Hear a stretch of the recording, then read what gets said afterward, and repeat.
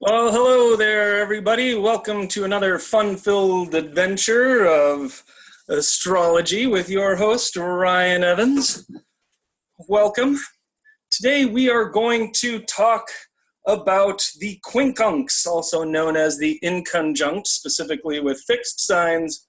But before I do, it is imperative that I introduce myself a little bit.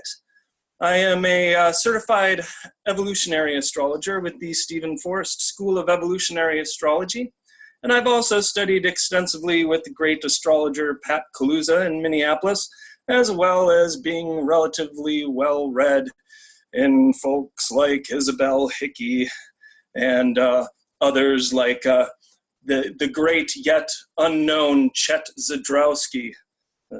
Consider myself a willing and able student and disciple of his. So here we are. We're talking about the quincunx, and ring, ring, ring, ring. Hold on a second. I got to get the phone. Okay, geez. All right. Well, I should have taken the phone off the hook. Here, let me take the. Okay, now we're back, and we're going to talk about the inconjunct and. Excuse me, sir. I'm sorry. I'm in the middle of a meeting. Geez. Okay. All right, and we're back. And here we are to talk about the inconjunct. And do you get the point? All righty then. Do I need to say any more? We've all experienced that. In fact, I once had an astrologer look at my chart and look at the several inconjuncts in my chart and said, "Oh, looks like you're continually beeped with. Oh, looks like your kids and this other situation looks like no matter what you do, it just keeps beeping with you." And it's like, yeah, the quincunx, 150-degree aspect, which according to some, is not actually an aspect, but is just a relationship. To which I say, everything in the chart is about relationship. If you have Mars at any point and Venus at any point, regardless of whether or not it is a Ptolemaic aspect or not, there is still a conversation happening between your Mars and Venus, even if they're not square or sextile, etc. So everything in the chart, before we get going on this, everything in the chart is in aspect to everything else in the chart, even if it is not a major or even a minor aspect. There is still a conversation happening. And so what we're looking at today is a strange, perplexing, paradoxical almost aspect called the quincunx. Now, before we jump into the actual meaning of the quincunx, astrologically speaking, let's talk about what it is specifically in relation to the chart. So what we're looking at is 150 degrees, more or less, depending on how wide of orb one uses, 150-degree aspectual relationship between 2 points or planets. Now, let's think about that. 150 degrees. Quincunx. Quin. We're looking at the number 5. So let's think about that. 12 houses, 12 signs, divide it by 5. There you go. There's the feeling of the inconjunct. That's what a quincunx does. That's what it feels like. Wait a second. I've got this nice number, 12, and you want me to divide it by 5? How incredibly frustrating is that? Well, welcome to the inconjunct. Different than the quintile. The quintile is the 360 degrees divided by 5. The quincunx, the 12 signs, 12 houses, divided by 5. They're different. So whereas the quincunx has a particular set of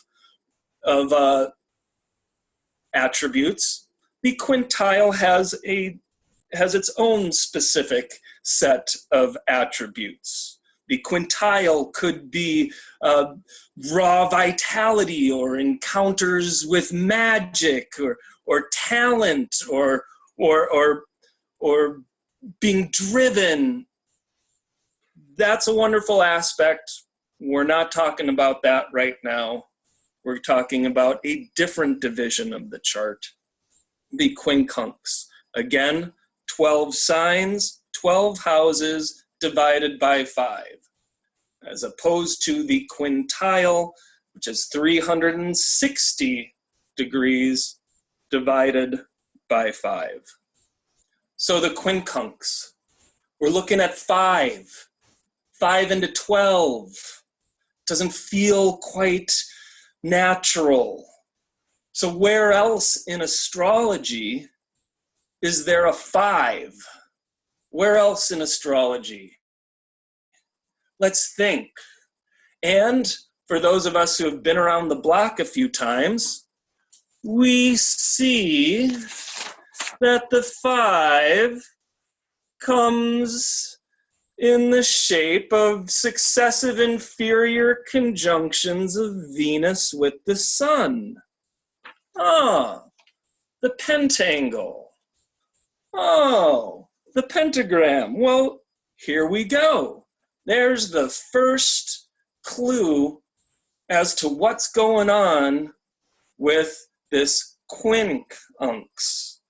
And the first thing that's going on in this quincunx is the tonal relation between the 5 and the 5, between dividing the chart, dividing the 12 signs into 5, 12 houses into 5, and the 5-pointed star that the successive inferior conjunctions Venus has with the Sun.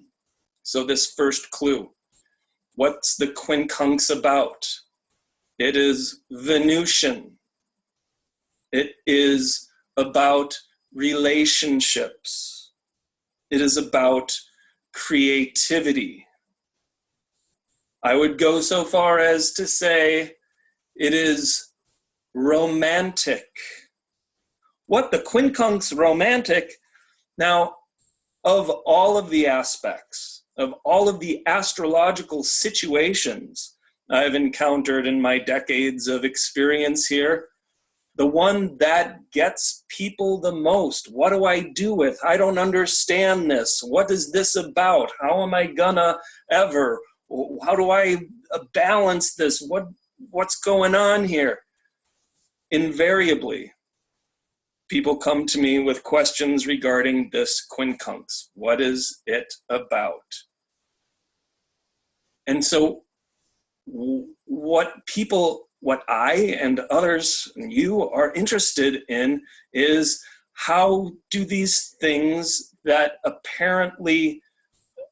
are apparently not related, how do they relate? Well, if that isn't a Venus question, then I do not know what is. Now, I'd invite you to look at any quincunxes you have in your chart, and for the moment, if you can, just try to let go of any questions and any frustrations and any unknowings that you have regarding these, and just let the archetypes dance with each other a little bit. Let them have their say, without necessarily at first needing to come to any sort of agreement, without needing to come to any sort of apparent relationship. And we'll see that invariably there will be a relationship between them in some way.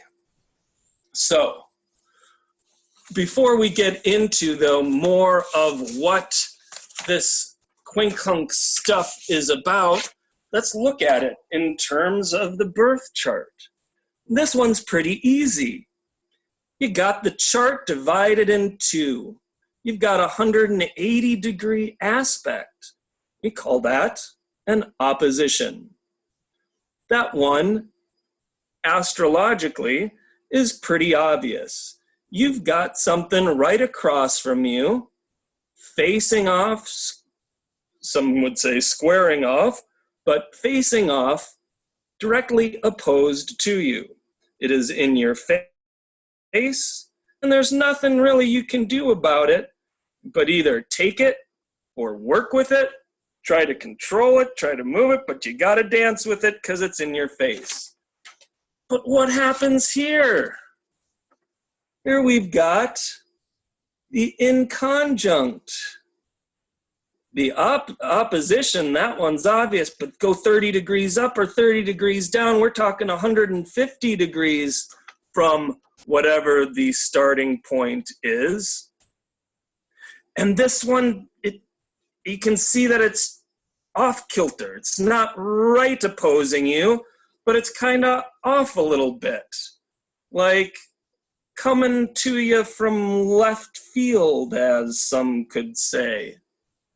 So all aspects astrologically are about integration. All aspects astrologically are about growth and evolution and learning. So everything is in relationship to everything else. Like I was saying before, it doesn't matter if it's a quincunx or trine or semi-sextile, everything's having a conversation. But with that clue, that Venusian clue about relationships and creativity, we're looking at things that are in relation to each other that are not necessarily comfortable. We're looking at things that are just a little aggravating, like something that's maybe not necessarily right in reach, so we have to make some kinds of adjustments to get there. Now, in a opposition, there again, it's right in our face, we got to work with it. In a trine, in a 120-degree aspect, that's like harmony. That's like somebody out there, supporting us, cheerleading us on as we move forward in life. And we're like, okay, sounds great. Hooray. The trine and the opposition. And in between is that uncomfortable place of growth and adjustment where we're in between the war and the peace.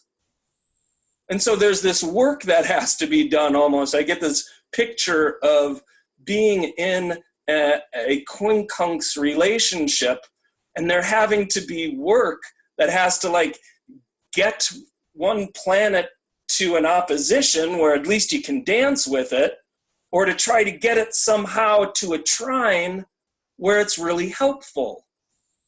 But whatever you're doing, there's this work involved. There's this awareness and cooperation that's possible when you can move a quincunx to an opposition, and there's this really good energy coming back to us if we can move a quincunx to a trine.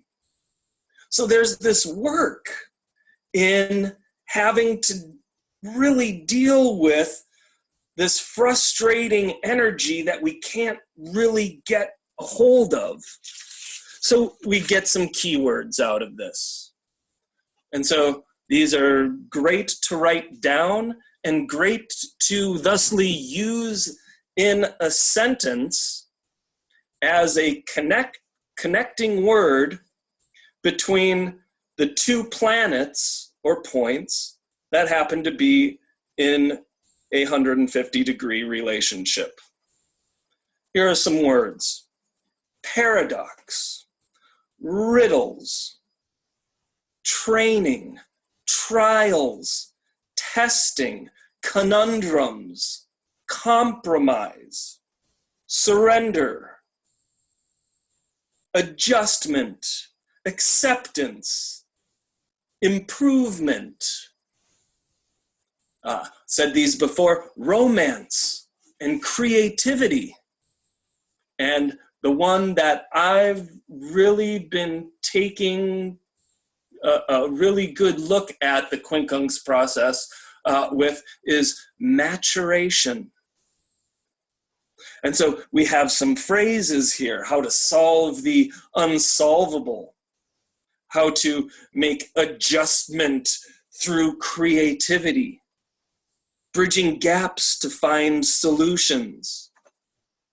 Often with a quincunx, we come to a fork in the road, and we have to decide if this is going to be if we're going to work hard to make this an opposition where we can at least dance with it, or if we're going to work hard to bring it to a trine where it can be a benefit to us. Here's some more phrases: surrender to gain meaning, overcoming past difficulties. Or how about this one? Old habits die hard. Or we got this one: same words, different people, different meanings. Or how about this one? Here's one thing Steve Forrest said to me. Imagine you're a feeling type trying to communicate your emotions to a thinking type. That right there encapsulates the energy of an inconjunct incredibly well. And so, here I am talking, well, all you got to do is just get that 150 degrees to move over to 180 or 120. Well, you're not going to go out into the solar system and move Mars. That's just not going to happen. Mars can do that by itself. And if you were born with your Saturn in conjunct Mars, you're not going to be able to move its position at the time of your birth over. That's not going to happen. So what do? Well, here is a magnificent, wonderful, beautiful technique as to how to work the inconjunct or the quincunx. This is kind of like a birth chart. Here's the ascendant. Here's the descendant. Here's the cusp of the 8th house. And here's the cusp of the 6th house. And as we can see, the 6th house or 8th house cusp and the 6th house cusp are both 150 degrees away from the ascendant. Pretty cool, huh? So watch this. So we take a planet, the slower moving planet in the aspect. We take whatever planets we have that are in a quincunx aspect. We put the slower moving planet on the ascendant. And then we put the faster moving planet on one of these two places, depending on where it would be. So let's take, say, the inconjunct by sign of Capricorn to, not Cancer, that's an opposition, but We have Capricorn to Gemini on one side and Capricorn to Leo on another side. Are you with me? So say we have our sun in Capricorn, and say we have our moon in Leo. That's an inconjunct between our sun and our moon. Let's say they're 150 degrees. Exactly, because there can be a biquintile in there too, which is what, 144 degrees. So let's say it's an exact 150 degrees between our Capricorn sun and our Leo moon. The workings, the way to work out that particular inconjunction is of an 8th house nature. We're looking at a need for transformation, a need for regeneration, a need for deep healing, and a need for hardcore, raw truth and honesty. All necessary 8th house experiences. So if we want to deal with, if we want to heal, if we want to adjust, if we want to find a harmonious balance between our sun in Capricorn and our Leo moon, then what we have to do is both of these planets, sun in Capricorn, moon in Leo, have to adjust, have to make compromises through the conundrum and the trial and the testing, have to accept the paradox and engage the riddle of how to transform the energy of Leo into something more harmonious with the energy of Capricorn, and vice versa. So what do we do? How do we do it? How do we find that transformative healing in order to balance two seemingly disparate energies? Capricorn stoic, Capricorn solid and grounded in reality. Leo, a little more buoyant, a little more carefree sometimes, more creative, more interested in fun. But Leo is also the archetype of the noble king or queen. And Capricorn loves to be the boss, king or queen. Oh, now we start to see how there is some possibility for creative maturation and improvement to the degree the Leo surrenders some of its carefreeness and Capricorn surrenders some of its control. Then these two can work together. These two can come into a trine kind of relationship when they both understand that they want the same thing. Capricorn wants stuff to work. Leo, kind, loving Leo the king wants his subjects to be well taken care of. Capricorn wants their subordinates to be good workers. They can sound like the same thing. So when they agree on this 8th house transformative healing experience between shadow Capricorn and shadow Leo, they can come to a place of understanding.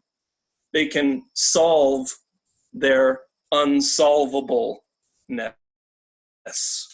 Now what happens, though, if Capricorn sun has a Gemini moon? Well, the Gemini moon's always checking stuff out, going from this place to that place. The Gemini moon's interested in new experiences and variety, and Capricorn wants status quo. Capricorn wants things to be predictable and to work out. Capricorn wants 1 + 1 = 2. A Gemini moon could say, hey, sometimes 1 and 1 don't equal 2. Sometimes you put 1 and 1 together and it's 11. Ha ha ha ha. And the Gemini will laugh, and Capricorn will be, what? I need to be more serious. What's going on with that laughter kind of stuff? Well, when we have Capricorn sun and a Gemini moon, we're looking at a 6th house experience.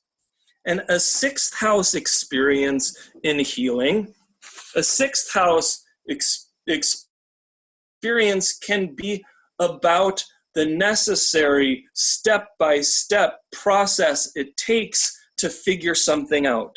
That a 6th house process, invariably, we have one person or aspect or piece of the situation teaching or sharing information with or guiding or helping another aspect of ourselves. So a 6th house relationship between a Capricorn sun and a Gemini moon, the Gemini moon has lots and lots and lots and lots it can learn from Capricorn.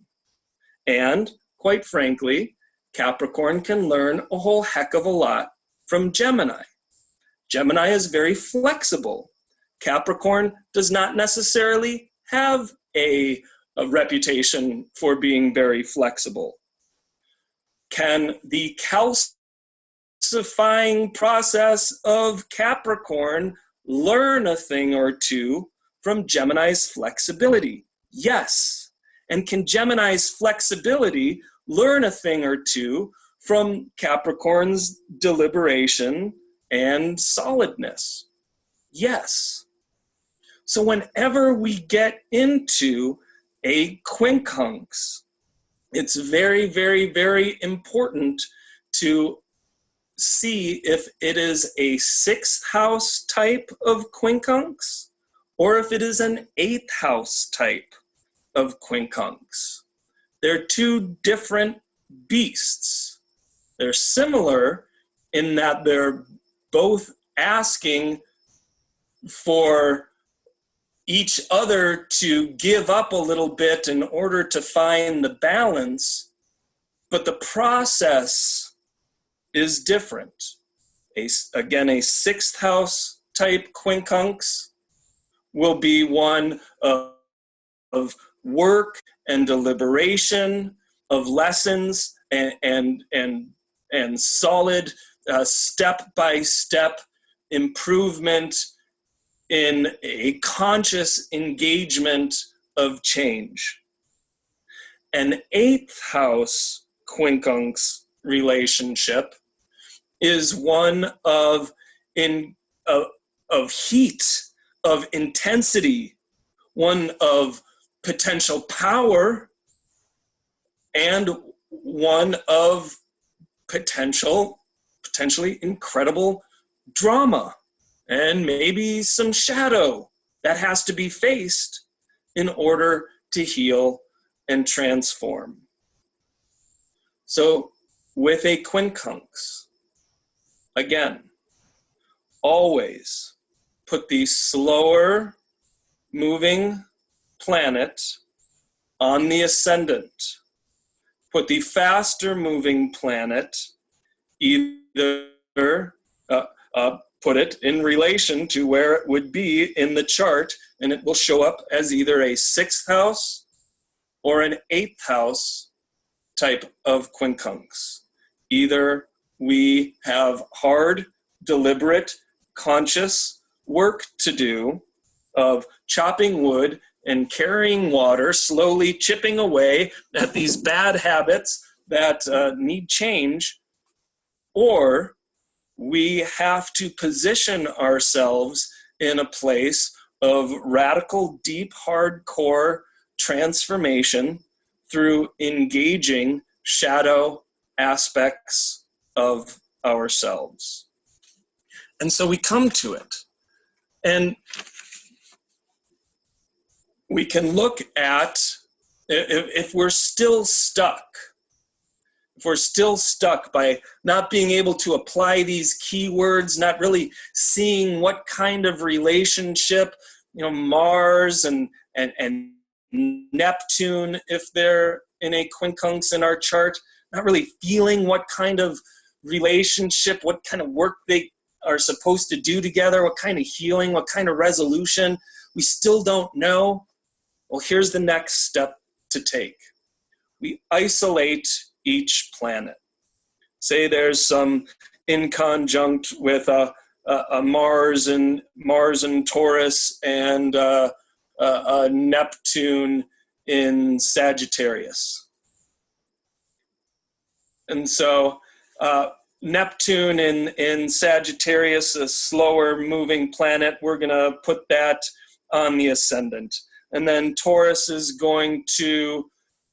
will then fall into a sixth house relationship with that. Yes, Mars will fall into a sixth house relationship with that Neptune. And then we see, so what's going on here? Oh, I don't know what to do. Oh, I don't know. Let's isolate those planets. What does Mars want? What does Mars and Taurus want?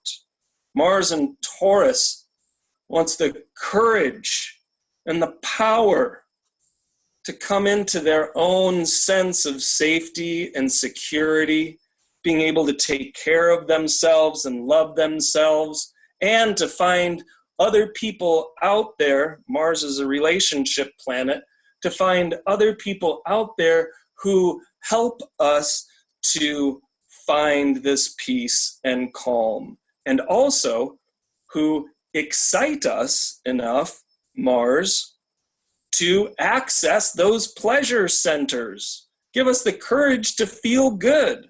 Sure, that can be Mars in Taurus. Okay, well, let's isolate that. Well, Neptune in Sagittarius. Well, what does that want? Neptune in Sagittarius, Neptune wants inspiration and creativity, wants to be inspired and help other people in a Sagittarian flavor to share with them and teach them, what it might mean to connect with spirituality or higher creativity. Now, what the heck do those planets and what do those have in common? Mars is wanting to chill and feel good and enjoy some pleasure in life, Mars and Taurus in the sixth house, and Neptune in Sagittarius on the first house in the ascendant defines the self as a spiritual teacher. Spiritual teacher. Isolating. Spiritual teacher. Mars in Taurus. Passionate instincts in the sixth house of the teacher. Mars in Taurus, a passionate value system, instinctually knowing what's right. Neptune in Sagittarius, being a divine channel for ultimate truth. Strong value system. Meaning and purpose. And meaning and purpose. And boom, we can see where they connect.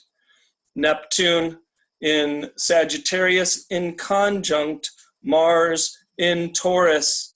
We can see that when they come together, Mars and Taurus can have the passion to make real the vision that Neptune and Sagittarius has in the ethers. Without a healthy Mars and Taurus for this individual, then their Neptune and Sagittarius will fly to the sky and stay there. So that Neptune in Sag needs that Mars in Taurus if it is going to do the necessary work of, say it has a mission of being a spiritual teacher. Say it has a mission of sharing creative inspiration. Again, it won't be able to effectually do that without some serious earth energy grounding it. Give thanks for that Mars in Taurus. In spinach, Neptune wants to escape, and Mars will get upset. And Mars and Taurus, you know, if things aren't going their way, and reality isn't happening for that Mars and Taurus, then it's going to get upset. And that Neptune in Sagittarius might want to just escape. And so that Neptune in conjunct Mars might never see reality, you know, as being as good as it really could be, and just be incredibly frustrated about that, and life could really suck unless we learn how to integrate our passion and our courage for being in the world with our creative inspiration. That takes work. That takes deliberation. And that's a sixth house in conjunct relationship between Neptune and Mars. Neptune in Sag and Mars in Taurus. But I believe we do have a volunteer out there who has a specific question about her chart. Carolyn, do you have something to show us here? I believe I have I'll transiting Mars. Sorry, I'll just put your chart up. Just continue, Carol. I'll grab your chart. Okay. Thank you.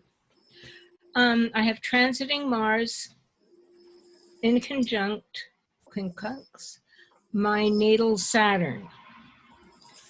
Okay. And what? No, you go. Okay. So your natal Saturn is in Virgo. Virgo. So Saturn is in Virgo. So what we're going to do is we're going to take Saturn in Virgo, and we're going to put that on your ascendant. Okay. Oh, yep, there's a chart. Great. And transiting Mars is getting a lot of press lately because, of course, it was strongly in this eclipse. And so Mars is in Aquarius. And so what we're going to see, if we put Virgo on the ascendant, we're going to see that Mars in Aquarius is in a sixth house in conjunct relationship with her Saturn in Virgo. Now, let's first start by isolating the natal planet here, since the natal planet is being triggered by a moving in conjunction, albeit a powerful one due to its retrograding back and forth in an in conjunct, and the fact that there was an eclipse which had an effect on this. That's a lot of information. That's a lot going on. So let's take a look first at Saturn in Virgo in the fifth house and what that really wants. Saturn, we always say this is our hard work in life. If we engage Saturn deliberately, consciously, we can make some effort. We can make some gains. We can make some strides. Heck, we can even gain some mastery. If we do this really, really right, Saturn wants to give us what we want. We just have to be willing to work for it. And so Saturn So what does that say about Saturn in the 5th house, in Virgo? Well, Virgo is the process of starting out as the disciple and becoming the master. So with Virgo, Saturn in Virgo, what we're seeing is a test, a challenge, a life path of becoming a master. Master in what? 5th house. Here's a keyword for the 5th house: happiness.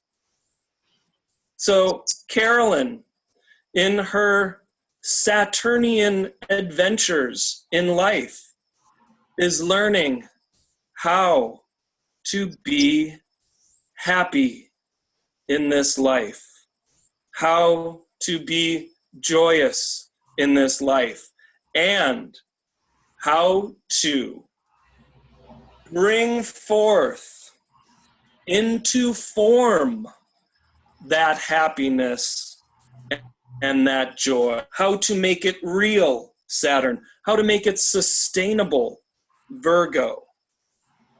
So here's Saturn and Virgo in the 5th house. A malefic astrologer would say, oh, sorry, you're stuck with nothing but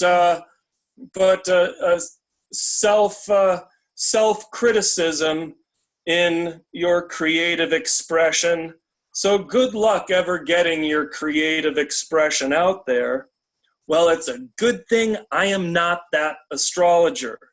I am instead the astrologer that happens to look at that 25-degree Venus in Leo preceding that Saturn and say, oh, wow, look at all of this creativity you have. Look at all of this joy you have. Look at this childlike wonder and fun that is just waiting to burst out into the world. And then I look at that Saturn preceding it, and I say to Carolyn, if this is the first time I've read her chart, I say to Carolyn, and I shake my astrological finger and say, don't you dare think for 1 second that that expression is not worth it or is not good enough. So we zoom in on that. We zoom in on this great existential work in the life of Carolyn. And we can talk on this for hours, and we can probably see other things in the chart that are aspecting it. Kind of like, whoa, everything. But we just look at that Saturn in the 5th house in Virgo. All right. The hard work it takes to bring into form her creative self-expression. Her abort sequence is criticism or feeling not good enough, unworthy, or other people are, quote, better than her. But we can also, as professional or novice astrologers, look at that Saturn in the 5th house, say, this is the great work that you do, and if you do this work, you can become a master in the art of happiness, a master in the art of self-expression, a master in the art of bringing your creative vision into form. And so then we say, okay, well, here along comes, which happens twice every 2.2 years, transiting Mars. Now, generally speaking, if I'm doing a reading and I see transiting Mars coming to inconjoin somebody's Saturn, unless that Saturn is having a lot of other play, chances are I'm not going to mention it. But the fact that this Mars, that this eclipse was exactly just about in conjoining that Saturn and Mars is retrograde in aspect to that. We're looking at a Mars transit that has as much weight as an outer planet transit to that Saturn. So here we are. So we isolated that Saturn. Now, let's isolate that Mars for a second. Mars in Aquarius. So what is this incredibly powerful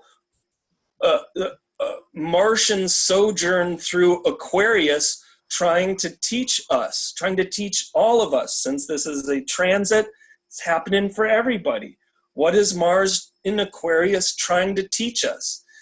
It's trying to teach us that we are to have the courage to be our own unique genius selves no matter what. And so since Mars was essentially, metaphorically, eclipsed, what we're looking at is energies leaving and energies coming in. And so with this Mars retrograde eclipsed in Aquarius, we're looking at old ways of trying to assert our unique vision that didn't work, the old ways leaving. And we are also asking for the new ways to come. So is it any wonder that Carolyn at this point is saying, help me figure out this inconjunct because it's triggering what I really want to know about how to be happy, how to do my Saturn. And so we put Saturn on the ascendant and we can see that Mars is in a 6th house relationship. And we know, well, we are learning that any 6th house relationship is about working really consciously and hard day to day, chipping away at old habits through diligent chopping wood and carrying water. This isn't a take a pill kind of experience. This isn't a shamanic experience. This isn't a laying on of hands and you are healed, woman, go forth to love and serve the Lord kind of experience.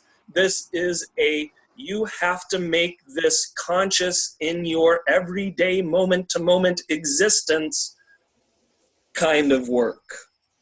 So the work then, 6th, making Mars in Aquarius, it's transiting her 10th house, but when we put Saturn on the ascendant, Mars comes into the 6th house. Since this is a Mars in Aquarius in the 6th house kind of feel, the work is about having the courage to remember every single moment to choose to do the hard work of being happy, of choosing happiness.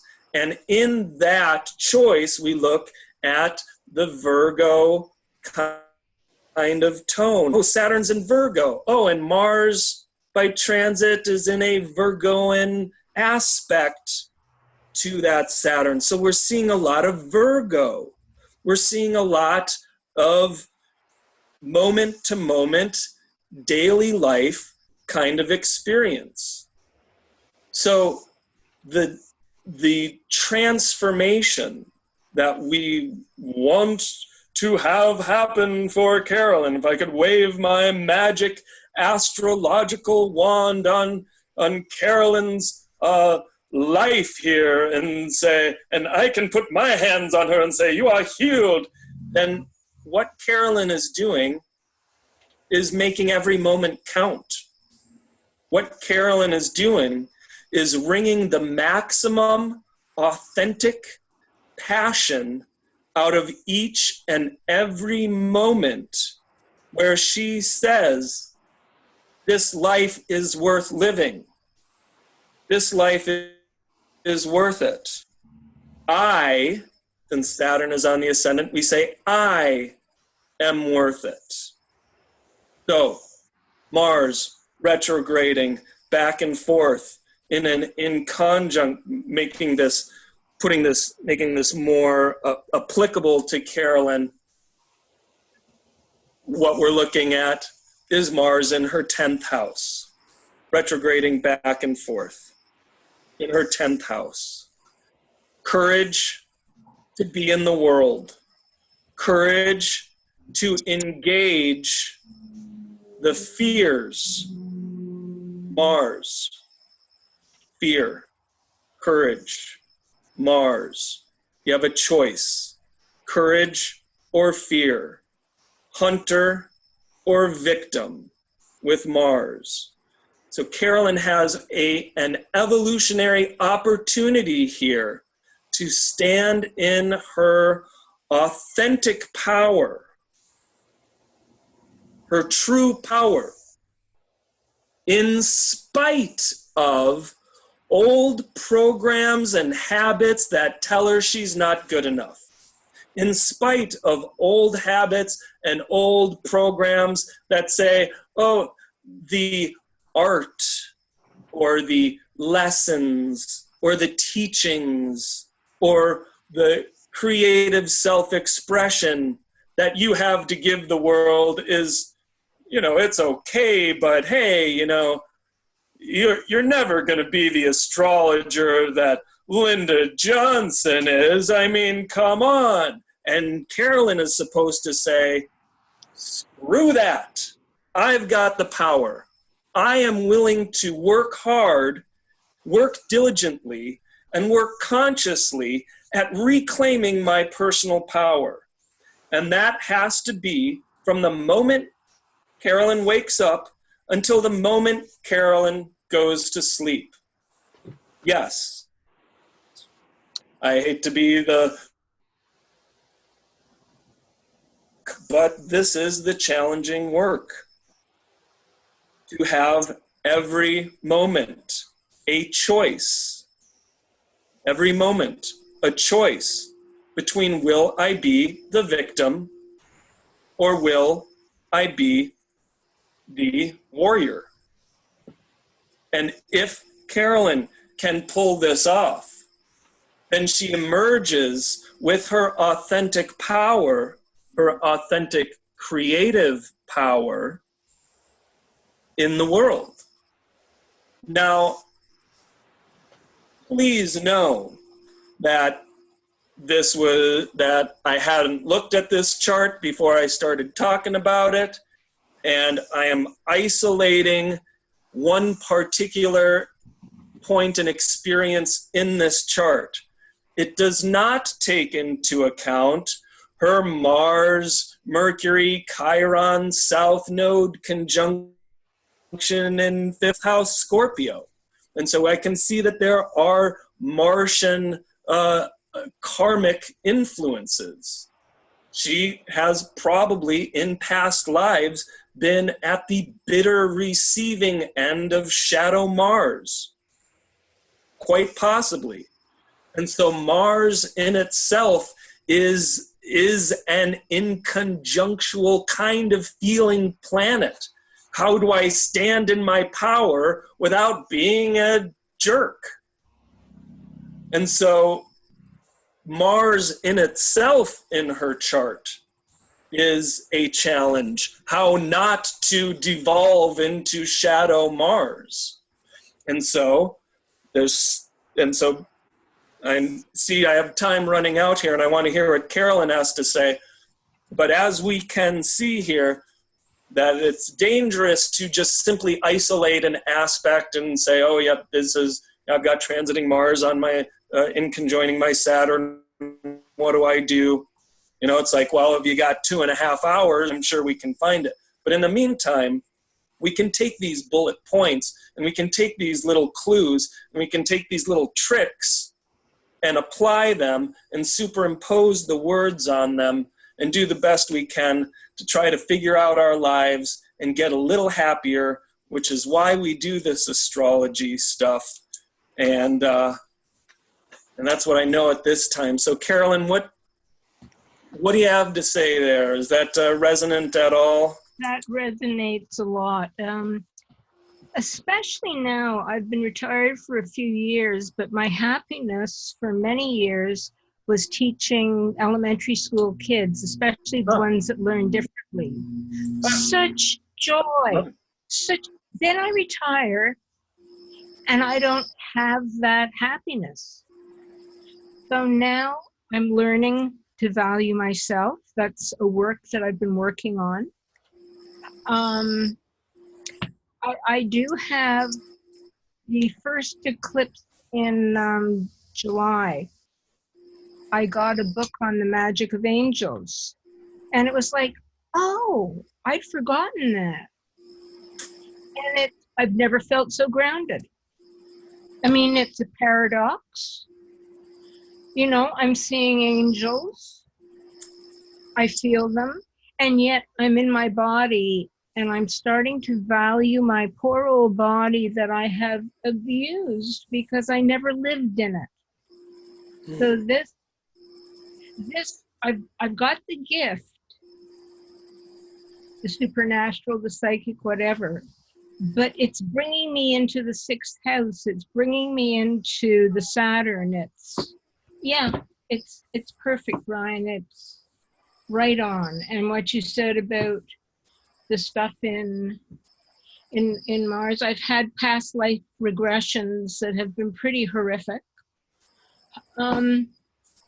And a year ago, my subconscious released how traumatized how I was in my childhood, which I had never owned up to.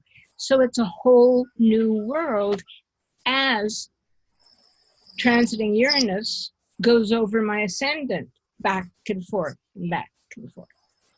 So as I'm approaching 70, this is very cool. Yeah, that's great. It's kind of like you have your whole life ahead of you. Yeah. Yeah. And so now it looks like astrologically, now your hard work is now, what are you going to do in the world now?